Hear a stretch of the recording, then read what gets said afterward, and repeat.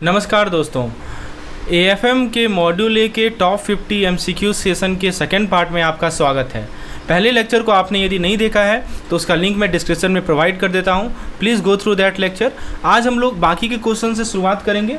बिना देरी किए हुए शुरुआत करते हैं पहले क्वेश्चन के साथ। तरीका वही रहेगा, पहले क्वेश्चन को आप खुद से ट्राई कीजिए, फिर मेरे एक्सप्लेनेशन को सुनिए। हम लोग सभी कंसेप्ट को क्वेश्चन से कंसेप्ट क्लियर करेंगे। चलिए, पहला सवाल आपके सामने है। पहला क्वेश्चन है कि डेप्रिसिएशन क्या श्रिंक करता है। पहला ऑप्शन कह रहा है कि एसेट का स्क्रैप वैल्यू। अब स्क्रैप वैल्यू वो अमाउंट होती है जो कि एक एसेट की लाइफ ख़त्म होने के बाद मिलती है। जैसे कोई पुराना मशीनरी है, राइट, तो उसको स्क्रैप में बेचने से जो वैल्यू मिलती है लाइफ ख़त्म होने के बाद, जो एसेट की अमाउंट होती है, तो डेप्रिसिएशन का स्क्रैप वैल्यू से कोई लेना देना नहीं होता है, तो ये तो गलत है। फिर कह रहा है market value of asset. Market value उस प्राइस को कहते हैं जो मार्केट में एसेट को बेचने पर मिलेगी, लेकिन डेप्रिसिएशन एक अकाउंटिंग कंसेप्ट है, राइट, जो सिर्फ बुक्स में ही एसेट के वैल्यू कम करता है, मार्केट वैल्यू कम नहीं करता है, तो यह भी गलत है। Residual value of the asset. Residual value उस अमाउंट को रिप्रेजेंट करती है जो एसेट के यूज होने के बाद बचेगी। आपने किसी एसेट को यूज कर लिया, यूज करने के बाद जो वैल्यू बच रही है उसी को हम लोग क्या बोलते हैं, that is called residual value, right. तो इस पर भी डेप्रिसिएशन का इम्पैक्ट डायरेक्टली नहीं होता। लास्ट ऑप्शन कर रहा है बुक वैल्यू, ये करेक्ट है। देखिए, डेप्रिसिएशन सिर्फ बुक वैल्यू को कम करता है। बुक वैल्यू का मतलब क्या हुआ, अकाउंटिंग के रिकॉर्ड में जो एसेट की वैल्यू दिखाई जाती है, राइट, अकाउंटिंग के रिकॉर्ड में जो एसेट की वैल्यू होती है वो जो दिखाई जाती है वो टाइम के साथ कम होती रहती है डेप्रिसिएशन की वजह से। जैसे मान लीजिए कि एक मशीन है, उसका 1 लाख है, मान लीजिए कि 1 लाख की मशीन है, तो 1 साल बाद डेप्रिसिएशन लगाने से इसकी वैल्यू, बुक वैल्यू कितनी हो जाएगी, 90,000 हो जाएगी, राइट। तो इसका सही जवाब क्या है, इसका सही जवाब है बुक वैल्यू ऑफ एसेट। तो डेप्रिसिएशन किसको घटाता है, तो एसेट के बुक वैल्यू को घटाता है। चलिए अगला सवाल देखते हैं। भारत में जो अकाउंटिंग स्टैंडर्ड है AS10 और AS16, ये आपसे पूछा जा रहा है कि ये रिकॉग्नाइज करता है इनमें से कौन सा मेथड ऑफ कैलकुलेटिंग डेप्रिसिएशन, यानी डेप्रिसिएशन कैलकुलेशन का बहुत सारे मेथड्स होते हैं, तो इनमें से किस मेथड को रिकॉग्नाइज करता है ये AS10 और AS16, ये आपसे पूछा जा रहा है। तो पहला कह रहा है स्ट्रेट लाइन मेथड, शॉर्ट में इसको हम लोग क्या बोलते हैं, SLM। तो देखिए, यह मेथड में हर साल एक फिक्स्ड अमाउंट एसेट की वैल्यू कम होती है। जैसे कोई मशीन मान लीजिए कि 1 लाख का है, suppose there is a machine of 1 lakh value, right. तो हर साल 10,000 मान लीजिए कि डेप्रिसिएट हुआ, एवरी ईयर ₹10,000 डेप्रिसिएट होकर 10 साल में इसका वैल्यू कितना हो जाएगा, 0 हो जाएगा, राइट। तो ये होता है हमारा स्ट्रेट लाइन मेथड। एक होता है हमारा DVM, डिमिनिशिंग वैल्यू मेथड। इस मेथड में डेप्रिसिएशन एक परसेंटेज के फॉर्म में लगता है जो हर साल कम होती वैल्यू पर कैलकुलेट किया जाता है। जैसे मान लीजिए कि पहले साल में 1 लाख था, ठीक है, पहले साल में कितना था, 1 लाख था, ठीक है, और उस पर हमने 20% लगाया, तो पहले साल डेप्रिसिएशन कितना हो गया, 20,000 रुपये नहीं हो गया डेप्रिसिएशन, बुक वैल्यू 20,000 डेप्रिसिएट हो गया, और अगले साल ये 80,000 हो जाता है, 80,000 पे लगता है, मतलब अगले साल जो ये डेप्रिसिएशन 20% लगेगा वो कितना पे लगेगा, 80,000 पे लगेगा। समझ में आ रहा है, तो और वैल्यू कम होती जाएगी। फिर आता है हमारा यूनिट ऑफ प्रोडक्शन मेथड। तो यूनिट ऑफ प्रोडक्शन मेथड में क्या होता है, यह मेथड एसेट की वैल्यू को उसकी यूजेज के बेसिस पे कम करता है। जैसे एक मशीन अगर 10,000 यूनिट्स बना सकती है तो हर एक यूनिट के साथ उसकी वैल्यू प्रोपोर्शनली डिक्रीज करती है। ऑल द अबव इसका करेक्ट आंसर है। तो हमने जो AS10 और AS16 की बात हो रही है, तो ये तीनों मेथड को रिकॉग्नाइज करते हैं। इन स्टैंडर्ड्स के अकॉर्डिंग बिजनेस अपनी रिक्वायरमेंट के बेसिस पर इनमें से कोई भी मेथड चूज कर सकती है। तो अभी तक हमने 2 क्वेश्चन देखे, एक बार हम लोग कोई फैक्ट को समराइज कर लेते हैं। डेप्रिसिएशन क्या करता है, सिर्फ बुक वैल्यू को कम करता है, मार्केट वैल्यू पे कोई इसका इफेक्ट नहीं होता है। और AS10 और AS16 के मुताबिक डेप्रिसिएशन के 3 मेथड हैं, SLM, DVM and unit of production method. Hopefully ये दोनों कंसेप्ट आपको क्लियर हो गया होगा। चलिए आगे बढ़ते हैं। अगला सवाल है कि जितने भी रेकरिंग एक्सपेंस होते हैं वो किस तरह के नेचर के होते हैं। पहला ऑप्शन कर रहा है डेफर्ड रेवेन्यू। तो डेफर्ड रेवेन्यू वो खर्चा होता है जो अभी किए जाते हैं लेकिन इनका बेनिफिट कुछ सालों तक मिलेगा। जैसे मान लीजिए कि एडवर्टीजमेंट है, ठीक है, तो एडवर्टीजमेंट का खर्चा जो 2-3 साल तक इम्पैक्ट करे, राइट, तो ये हमारा रेकरिंग एक्सपेंस नहीं है, क्योंकि ये इसलिए ये ऑप्शन गलत है। मतलब अभी हमने खर्च किया, उसका हमको बेनिफिट 2-3 साल तक मिलेगा, तो ये बार बार रेकरिंग मतलब क्या होता है, जो बार बार हो। फिर एक आता है रेवेन्यू। रेवेन्यू एक्सपेंस ही इसका सही जवाब है। रेवेन्यू एक्सपेंस वो खर्चे होते हैं जो कि डेली या रेगुलर ऑपरेशन के लिए होते हैं, जैसे कि मान लीजिए सैलरी हो गया, जैसे कि मान लीजिए रेंट हो गया या स्टेशनरी हो गया। तो ये रेकरिंग होते हैं क्योंकि इनके हर एक महीना या फ्रिक्वेंटली बिजनेस में आता है। फिर कर रहा है कैपिटल एक्सपेंस। तो कैपिटल एक्सपेंस वो एक्सपेंस होते हैं जो कि एक लॉन्ग टर्म एसेट को खरीदने या अपग्रेड करने में लगता है। जैसे आपने घर खरीदा, ये कैपिटल एक्सपेंस कहलाएगा। जैसे मशीनरी या बिल्डिंग का खरीदा जाना, यहाँ एक बार खर्चा होता है, इसलिए ये भी हमारा रेकरिंग एक्सपेंस नहीं होगा। और एक आ रहा है डेफर्ड कैपिटल एक्सपेंस। इस तरह का कोई स्पेसिफिक कंसेप्ट होता ही नहीं है या कन्फ्यूजिंग टर्म है, राइट। तो इसको एलिमिनेट करना ईजी है। तो ऑप्शन नंबर ए क्या है, इसका सही जवाब है। सॉरी, ऑप्शन नंबर ए नहीं, बी, ठीक है, रेवेन्यू एक्सपेंस का सही जवाब है। चलिए अगला सवाल देखते हैं कि freight expense for moving machinery to factory is. तो पहला ऑप्शन कर रहा है रेवेन्यू एक्सपेंस। तो रेवेन्यू एक्सपेंस से हमारा डेली ऑपरेशन चलता है, लेकिन मशीनरी को फैक्ट्री लाने का जो खर्चा है एक इन्वेस्टमेंट से रिलेटेड है, इसलिए यह गलत आंसर है। डेफर्ड रेवेन्यू एक्सपेंस ये वो खर्चा है जो एक बार में किया जाता है लेकिन मल्टीपल ईयर तक बेनिफिट देते हैं, जैसे ब्रांडिंग, इन एडवर्टीजमेंट। तो यहाँ भी फिट नहीं हो रहा है। कैपिटल एक्सपेंस ये सही है। मशीनरी को फैक्ट्री में लगाना का जो फ्रेट कॉस्ट है वो कैपिटल एक्सपेंडिचर का पार्ट होता है, क्योंकि यह खर्चा एसेट की टोटल वैल्यू में शामिल किया जाएगा। मशीनरी के ट्रांसपोर्टेशन और इंस्टॉलेशन से रिलेटेड खर्चा एसेट का हिस्सा माना जाता है। ये बातें समझ में आई आपको, राइट। तो ये भी हमारा क्या होगा, this is also included under the our freight expense, sorry capital expense, right. None of this तो होगा नहीं।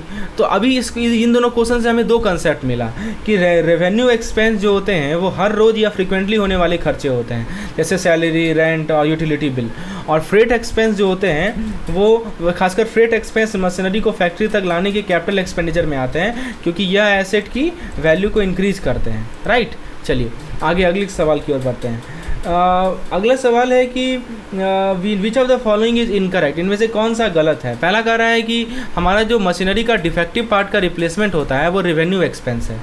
तो ये तो सही है, क्योंकि मशीनरी के छोटे पार्ट का रिप्लेसमेंट एक रेगुलर मेंटेनेंस का हिस्सा होता है जो कि रेवेन्यू एक्सपेंडिचर के अंदर ही आता है। जैसे मान लीजिए बल्ब रिप्लेस करना हुआ या वायरिंग ठीक करना हुआ, ये सब के सब हमारे रेवेन्यू एक्सपेंस में आएंगे। फिर कह रहा है कि डेली वेजेस जो हम इरेक्शन या इंस्टॉलेशन ऑफ मशीनरी का पे कर रहे हैं वो कैपिटल एक्सपेंस है। बिल्कुल सही।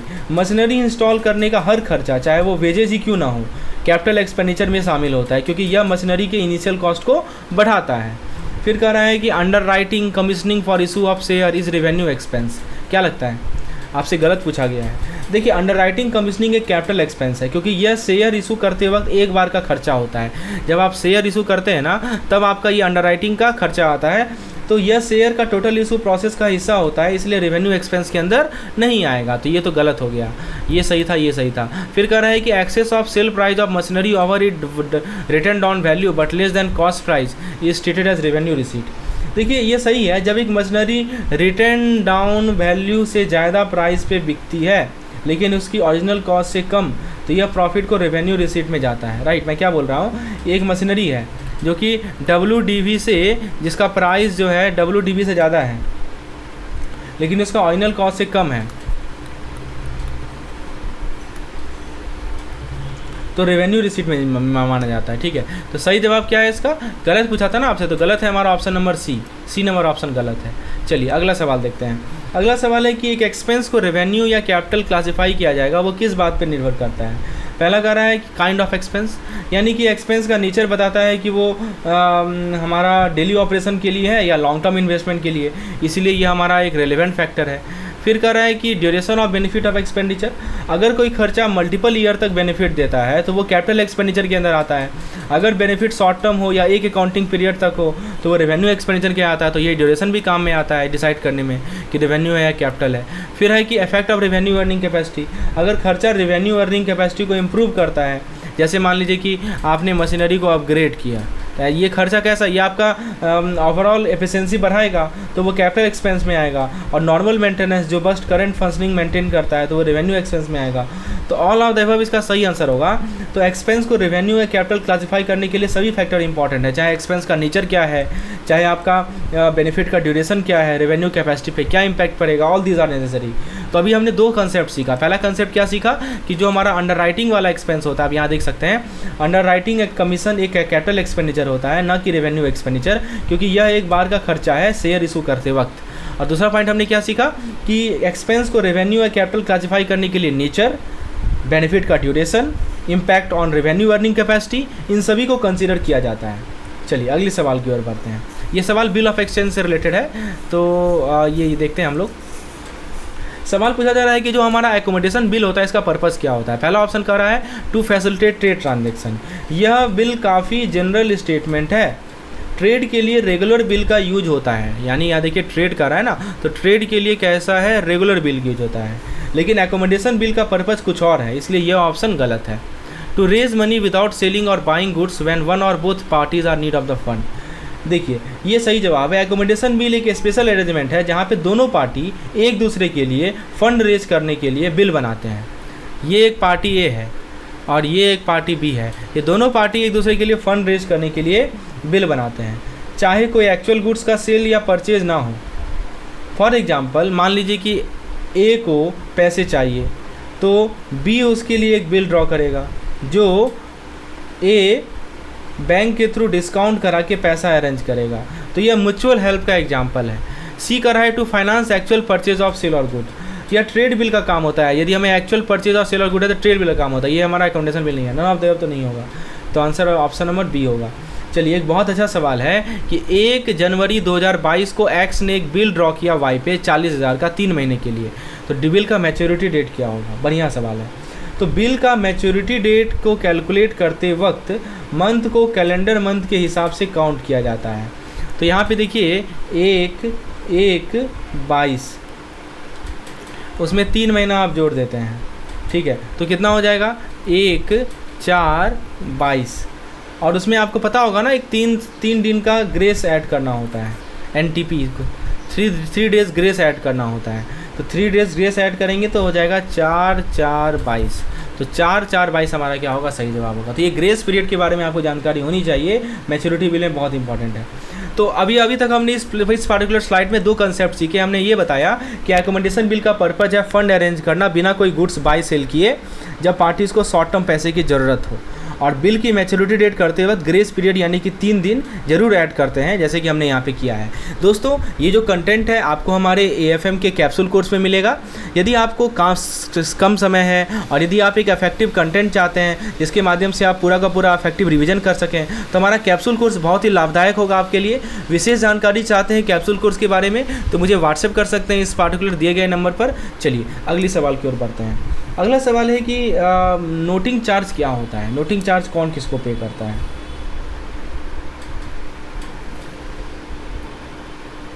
बताइए, नोटिंग चार्ज कौन किसको पे करता है? Pay to the bank for dishonour, pay to the drawer for dishonour, pay to obviously नाम है, नोटरी पब्लिक को ही पे किया जाएगा, नाम ही रखा है नोटिंग चार्ज। चलिए अगला एक सवाल है, इनमें से कौन सा गलत है? There is no difference in appearance between trade and accommodation bill. तो सही है, ठीक है। The bill of exchange must be accepted. Draw हाँ, मेकर ऑफ बिल ड्रॉअर होता है, ड्रॉ नहीं होता है, तो ऑप्शन सी गलत है। अच्छा एक सवाल है कि इनमें से कौन सा कथन सही है? Insolvent is a person from हुम सम पोर्शन ऑफ द डेब्ट इज रिकवरेबल। यह गलत है। इंसॉल्वेंट का मतलब है कि एक पर्सन को फाइनेंशियल पोजीशन इतना वीक हो गया है कि वो अपने डेब्ट रिपे नहीं कर सकता। इस केस में क्रेडिटर का कुछ पार्शियल अमाउंट मिल सकता है लेकिन मोस्टली लॉसेस ही होते हैं। फिर कह रहा है कि drawer drags the drawee to court in case of dishonour of accommodation bill. यह भी गलत है। एकोमोडेशन बिल एक म्यूचुअल अंडरस्टैंडिंग के बेसिस पर होता है, तो अगर ड्रॉई डिसऑनर करता है तो यूजुअली दोनों पार्टीज़ के बीच अंडरस्टैंडिंग होती है, इसका कोर्ट में केस बनाना अनकॉमन है। फिर कह रहा है कि when the due date of bill fall on public holiday it is payable on earlier working day. तो यह सही है। अगर बिल की ड्यू डेट पब्लिक हॉलीडे पे आती है तो लॉ के अकॉर्डिंग उसको बिल को अर्ली वर्किंग डे में पे करना होता है। जैसे मान लीजिए ड्यू डेट 15 अगस्त है, ठीक है, इंडिपेंडेंस डे, तो बिल 14 अगस्त को ही क्या करना होगा? पे करना होगा। फिर कह रहा है drawee is the person to whom the bill is endorse. यह गलत है। ड्रॉई वो पर्सन होता है जो बिल को एक्सेप्ट करता है और पे करने का कमिटमेंट लेता है, ना कि वो पर्सन जो जिसको इंडोर्स किया जाएगा। तो ऑप्शन नंबर यहाँ पे क्या हमने देखा कौन सा सही है? ऑप्शन बाकी सब गलत है लेकिन ऑप्शन सी सही था, ठीक है। चलिए आगे बढ़ते हैं हम लोग। अगला सवाल है कि बैंक जो है accounting procedure of voucher posting को फॉलो करता है, जिसके अंदर वाउचर को पहला कह रहा है कि first posted in the general ledger and then to the individual account in the subsidiary ledger. यह मेथड एक्यूरेट नहीं है क्योंकि बैंक ऑपरेशन में सबसे पहले सब्सिडरी लेजर अपडेट किया जाता है। फिर बी कह रहा है कि straight way posted to the individual account in the subsidiary ledger. तो देखिए ये सही जवाब है। बैंक में वाउचर पोस्टिंग का मतलब है कि ट्रांजैक्शन को डायरेक्टली सब्सिडरी लेजर, अब मैं बोलूँगा सब्सिडरी लेजर क्या होता है, जैसे कि मान लीजिए सेविंग अकाउंट रहा, लोन अकाउंट रहा, ठीक है, में अपडेट किया जाता है। ठीक है, वाउचर पोस्टिंग का ये ना मतलब होता है कि ट्रांजैक्शन को डायरेक्टली सब्सिडरी लेजर में अपडेट किया जाता है, क्योंकि यह कस्टमर स्पेसिफिक लेजर होते हैं, राइट। तो ऐसा नहीं कि पहले हम जनरल लेजर में डालेंगे फिर उसको इंडिविजुअल अकाउंट में, ऐसा नहीं। फिर सी कर रहा है कि first posted in the day book and then to the account in the subsidiary ledger. यह ट्रेडिशनल बुक कीपिंग मेथड होता है, लेकिन बैंकिंग सिस्टम में ये प्रोसेस यूज नहीं होता है। तो अभी हमने 2 क्वेश्चन देखा, हमने 2 कंसेप्ट देखा। पहले ये बताया आपको कि जो बिल की पेमेंट होती है अगर पब्लिक हॉलीडे पर हो रही है तो बिल पहले, उससे पहले जो वर्किंग डे होता है उसी दिन पेबल होता है। दूसरा पॉइंट मैंने ये बताया आपको कि बैंक में ट्रांजैक्शन का अकाउंटिंग प्रोसेस सब्सिडरी लेजर में डायरेक्ट अपडेट से होता है, ताकि इंडिविजुअल अकाउंट एक्यूरेटली रिफ्लेक्ट हो सके। चलिए अगला सवाल देखते हैं। आपसे पूछा जा रहा है कि इनमें से कौन सा एक डेबिट वाउचर नहीं है, ध्यान दीजिएगा। पहला कह रहा है challan for deposit into the account of central और स्टेट गवर्नमेंट। तो चलान का यूज होता है डिपॉजिट करने के लिए, जो कि एक क्रेडिट एंट्री होती है, ना कि डेबिट। यानी यह डेबिट वाउचर नहीं है। जब भी कोई पैसा डिपॉजिट करता है तो उसका ट्रीटमेंट क्रेडिट में किया जाता है, तो ये तो नहीं होगा। चेक इशूड बाय कस्टमर, यह डेबिट वाउचर है, क्योंकि जब कस्टमर चेक इशू करता है तो उसके अकाउंट से पैसा डेबिट होता है। फिर कह रहा है draft issued by other branch of the bank payable eight the branch. तो यह भी एक डेबिट वाउचर का एग्जांपल है, राइट, क्योंकि पैसा ब्रांच के अकाउंट से डेबिट हो रहा है जब पेमेंट की जाती है। ठीक है, term deposit receipt presented for payment, यह भी डेबिट वाउचर है, क्योंकि जब टर्म डिपॉजिट रिसीट को प्रेजेंट किया जाएगा तो बैंक उस अमाउंट को अकाउंट से डेबिट करके कस्टमर को पेमेंट देता है। तो दोस्तों हमने क्या देखा कि ये जो ऑप्शन नंबर ए है वो गलत है। ठीक है, तो यही हमारा आंसर होगा, क्योंकि गलत ही तो पूछा गया आंसर। चलिए इनमें से कौन सा क्रेडिट वाउचर नहीं है। पहला कह रहा है pay in slip filled by the customer for deposit of amount in their account. ये तो क्रेडिट वाउचर है, क्योंकि पैसा कस्टमर के अकाउंट में डिपॉजिट हो रहा है, इसलिए क्रेडिट एंट्री हो रही है। Application for issue of term deposit, ये भी क्रेडिट वाउचर है, क्योंकि टर्म डिपॉजिट के लिए पैसा कस्टमर के अकाउंट से क्रेडिट होता है और डिपॉजिट के लिए अलग अकाउंट में ट्रांसफ़र होता है। फिर कह रहा है कि voucher prepared by branch on it printed stationery which is authorise by bank official, यह भी क्रेडिट वाउचर का एग्जांपल हो सकता है, जब ब्रांच कुछ अमाउंट क्रेडिट करती है, जैसे कि कोई रिवर्सल एंट्री या फंड ट्रांसफ़र। फिर कह रहा है letter of authority sign by the customer containing standing instruction. देखिए यह क्रेडिट वाउचर नहीं है। स्टैंडिंग इंस्ट्रक्शन एक ऐसा प्रोसेस है या अथॉरिटी लेटर है जो बताता है कि फ्यूचर में पेमेंट या ट्रांसफ़र किया जाए, तो यह एक इंस्ट्रक्शन है, राइट, ना कि क्रेडिट वाउचर। चलिए अगला सवाल देखते हैं कि इनमें से कौन सा फंक्शन। तो दोस्तों अभी हमने क्या 2 चीज़ सीखा कि चलान डिपॉजिट हमेशा क्रेडिट वाउचर होता है, क्योंकि डिपॉजिट होने पर अकाउंट क्रेडिट होता है। और डेबिट वाउचर में आपको याद रखना है कि जब पैसा किसी अकाउंट से निकलता है तो वो डेबिट होता है, जैसे कि चेक या ड्राफ्ट के केस में। ये याद रखिएगा, जब भी किसी अकाउंट से पैसा निकलता है तो वो डेबिट वाउचर होता है, राइट, तो वो डेबिट होता है। चलिए अब बात करें हम लोग कि इनमें से कौन सा फंक्शन जो है बैक जो हमारा अकाउंटिंग सिस्टम होता है। अच्छा ये शायद एक क्वेश्चन है। चलिए अकाउंटिंग सिस्टम के बारे में कौन सा कथन जो है गलत है। अच्छा पहले ये देख लेते हैं कौन सा फंक्शन जो है बैक ऑफिस के द्वारा परफॉर्म नहीं किया जाता है। ठीक है, तो देखिए यहाँ पे पहला कर रहा है कि reminder for renewal of term deposit. तो यह बैक ऑफिस का फंक्शन होता है, क्योंकि back office team internal task manage करती है, जैसे कि रिमाइंडर सेंड करना। Deposit of cash by the customer at the counter, तो यह बैक ऑफिस का काम नहीं होता है। Cash deposit directly front office के थ्रू होता है, जहाँ पे कस्टमर बैंक काउंटर पे कैश जमा करते हैं। फ्रंट ऑफिस टीम कस्टमर के साथ डील करता है। Calculation and posting of interest in loan account, यह बैक ऑफिस का काम होता है, क्योंकि इंटरेस्ट कैलकुलेशन और पोस्टिंग एक इंटरनल अकाउंटिंग एक्टिविटी है। Maintenance of general ledger and other book of account, यह भी बैक ऑफिस के अंदर आता है, क्योंकि बुक ऑफ अकाउंट और जनरल लेजर मेंटेन करना एक इंटरनल ऑपरेशन है। तो हमने क्या देखा, ACD जो है हमारा वो बैक ऑफिस का काम है। आपसे पूछा गया था कि नहीं परफॉर्म किया जाता है, तो ऑप्शन नंबर बी इसका सही जवाब। फ्रेंड्स नेक्स्ट क्वेश्चन है कि इनमें से कौन सा ट्रांजैक्शन हमारे इंटर ऑफिस डेबिट या क्रेडिट एंट्री का कारण नहीं बनेगा, नहीं डज नॉट रिजल्ट इन, ध्यान दीजिएगा। चलिए पहला ऑप्शन कर रहा है कि advance to staff member by debit to suspense account. अगर कोई स्टाफ मेंबर को एडवांस दिया जाता है तो उसे सस्पेंस अकाउंट में डेबिट किया जाता है। यह एक इंटरनल एंट्री होती है और inter office debit credit create नहीं होता है। Payment of traveller cheque issued by other branch, ठीक है, तो ये तो सही हो गया ना। Payment of traveller cheque issued by other branch, तो यह इंटर ऑफिस एंट्री बनाता है, क्योंकि एक ब्रांच का चेक को दूसरी ब्रांच ने पे किया है। ठीक है, तो ये तो करता है। Receipt from other branch of the proceed of instrument send for collection, यह भी इंटर ऑफिस एंट्री है, क्योंकि एक ब्रांच का इंस्ट्रूमेंट को दूसरी ब्रांच ने कलेक्ट किया है। इशू ऑफ ड्राफ्ट इशू होने पर भी इंटर ऑफिस एंट्री क्रिएट होती है, क्योंकि ड्राफ्ट एक ब्रांच से दूसरी ब्रांच के थ्रू क्लियर होता है। तो ऑब्वियसली हमारा ऑप्शन नंबर ए जो है वो क्या है, सही है। चलिए आगे बढ़ते हैं। The problem about reconciliation at the branch level which has not been resolve by computerisation is that of. ठीक है, तो इसमें सवाल क्या पूछा जा रहा है कि जो हमारा ब्रांच लेवल पे रिकॉन्सिलेशन होता है जिसको कंप्यूटराइजेशन के द्वारा रिजॉल्व नहीं किया जा रहा है, नहीं किया जा सकता, वो क्या है, क्या प्रॉब्लम है। पहला कह रहा है सेविंग बैंक अकाउंट। तो कंप्यूटराइजेशन के बाद सेविंग अकाउंट के रिकॉन्सिलेशन काफ़ी इजीली मैनेज हो जाते हैं, क्योंकि ट्रांजेक्शन रियल टाइम ट्रैक हो सकता है, तो ये तो नहीं होगा। करंट अकाउंट, तो करंट अकाउंट का भी रिकॉन्सिलेशन एफिशिएंटली हो जाता है, क्योंकि कंप्यूटर सिस्टम इन्हें ऑटोमेटिक तरीके से मैनेज करते हैं। ड्राफ्ट इशूड अकाउंट, ड्राफ्ट की रिकॉन्सिलेशन भी मैनेजेबल है। फिर कह रहा है सस्पेंस एंड सन्ड्री डिपॉजिट, ये सबसे सही बात है। कंप्यूटराइजेशन के बावजूद सस्पेंस और सन्ड्री डिपॉजिट अकाउंट का रिकॉन्सिलेशन काफ़ी चैलेंजिंग होता है। यह अकाउंट टेम्प्रोरी ट्रांजेक्शन को ट्रैक करते हैं, जैसे अनक्लेम डिपॉजिट। क्या होता है इसके अंदर, अनक्लेम डिपॉजिट, राइट। जैसे मान लीजिए कि कुछ हमारा अनरिजॉल्व पेमेंट हुआ और मैनुअली रिजॉल्व करना जरूरी होता है, राइट। तो इसीलिए हमारा सस्पेंस अकाउंट इसका सही जवाब होगा। इनमें से कौन सा टिपिकल और most common types of error है जो कि इंटर ऑफिस अकाउंट में दिखता है। पहला कर रहा है recording of particular in incorrect field. तो यह एक कॉमन एरर है जहां डिटेल्स गलत फील्ड में रिकॉर्ड कर दी जाती है, जिससे इंटर ऑफिस रिकॉन्सिलेशन डिफिकल्ट हो जाता है। फिर कर रहा है double recording on same transaction. कभी कभी एक ट्रांजेक्शन को 2 बार रिकॉर्ड किया जाता है, जो कि डिस्क्रिपेंसी क्रिएट करता है।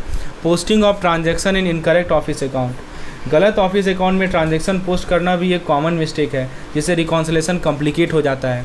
ऑल ऑफ द अबव, तो बैंकिंग सिस्टम में ये सारी के सारी एरर कॉमन है। Incorrect field entry, double recording, wrong office account posting, inter office reconciliation को स्लो और टीडियस बना देता है। तो डी नंबर सही है। ठीक है, अब सवाल है कि कॉमन एरर इनमें से कौन कौन सा है जो कि ब्रांच के डेली स्टेटमेंट में दिखता है। Wrong identification of type of transaction. ठीक है, तो एग्जांपल के लिए अगर एक ट्रांजेक्शन को कैपिटल एक्सपेंडिचर की जगह रेवेन्यू एक्सपेंडिचर मार्क कर दिया गया तो गलत क्लासिफिकेशन हो जाएगा, तो ये कॉमन एरर है। ठीक है, फिर कह रहा है कि recording of particular in incorrect field. मान लीजिए कि एक चेक डिपॉजिट को कैश डिपॉजिट फील्ड में रिकॉर्ड कर दिए हैं, तो रिपोर्ट का एक्यूरेसी अफेक्ट हो जाता है, तो यह भी एक यूजुअल मिस्टेक है। Difference between the closing and opening balance in successive day statement, यह एरर तब होता है जब एक दिन का क्लोजिंग बैलेंस और अगले दिन का ओपनिंग बैलेंस मैच नहीं करता है। यह मिसमैच ऑडिटिंग और रिकॉन्सिलेशन में प्रॉब्लम क्रिएट करता है। ऑल ऑफ द अबव सही जवाब है। बैंक ब्रांचेज में ये सारे एरर कॉमन होते हैं, गलत ट्रांजैक्शन क्लासिफिकेशन से, इनकरेक्ट फील्ड में एंट्री करना, ओपनिंग और क्लोजिंग बैलेंस में मिसमैच होना, राइट। चलिए एक सवाल देखते हैं। Long form audit report is issued by concurrent auditor. Concurrent auditor का मतलब होता है, इनका रोल होता है कि ट्रांजैक्शन को करंट पीरियड में इवैल्यूएट करना, राइट, करंट पीरियड। लेकिन लॉन्ग फॉर्म ऑडिट रिपोर्ट नहीं रिकॉर्ड नहीं करते। स्टैट्यूटरी ऑडिट, स्टैट्यूटरी ऑडिटर ही long form audit report issue करते हैं। यह रिपोर्ट फाइनेंशियल स्टेटमेंट के डिटेल एनालिसिस को दिखाता है। किसको दिखाता है ये? डिटेल्ड एनालिसिस को दिखाता है, फाइनेंशियल स्टेटमेंट के डिटेल एनालिसिस को दिखाता है। Internal auditor, internal auditor organisation के इंटरनल कंट्रोल और प्रोसेसेस की एफिशिएंसी को चेक करते हैं, लेकिन लॉन्ग फॉर्म ऑडिट रिपोर्ट नहीं देते हैं। Tax auditor, tax related matter पे फोकस करते हैं और long form audit report issue नहीं करते हैं। तो कौन इशू करता है? तो स्टैट्यूटरी ऑडिटर इसका सही जवाब है। स्टैट्यूटरी ऑडिटर क्या करते हैं कि long form audit report issue करते हैं। यह रिपोर्ट फाइनेंशियल स्टेटमेंट के डिटेल एनालिसिस को दिखाती है। चलिए एक सवाल है कि primary objective of financial audit is to. तो प्राइमरी ऑब्जेक्टिव क्या है फाइनेंशियल ऑडिट का? To ensure that the financial statement give a true and fair view.